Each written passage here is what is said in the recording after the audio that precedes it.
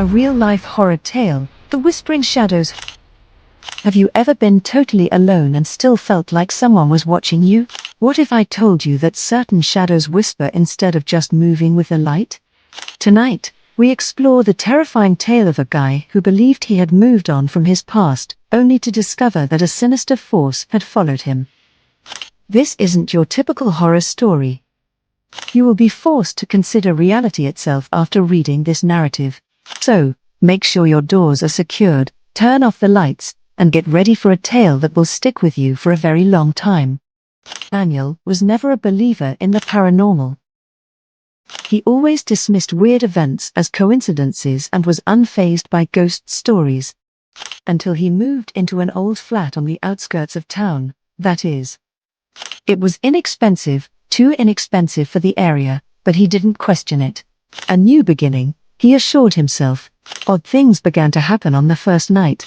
Like the wind slinking between the crevices of an ancient structure, the murmurs began faintly and were almost audible. But they became louder over the next few days. They would cease the instant he strained to listen, even though he could swear they were forming words. Then there was movement in the darkness. A drop interfered. Daniel initially persuaded himself that it was a trick of the light. But when nothing else moves, how can you explain shadows? How can you ignore the shadowy presence in the hallway that disappears as soon as the lights are turned on? Determined to show himself that he was dreaming, he installed cameras throughout the flat. However, the video presented a different picture. Daniel was shown dozing off on his couch in one of the recordings. A shadow slowly moved over the wall behind him, its shape twisted and warped in an unusual way. The footage showed overlapping speakers chatting in a language he couldn't understand as the whispers got louder. Then, as though reacting to the sounds, his sleeping body jerked. Daniel was fed up. That evening, resolute to depart, he packed his luggage. The flat, however, had different ideas. The horrifying reality. He grabbed for the door, but the handle remained in place. It seemed to be kept closed by an unseen force.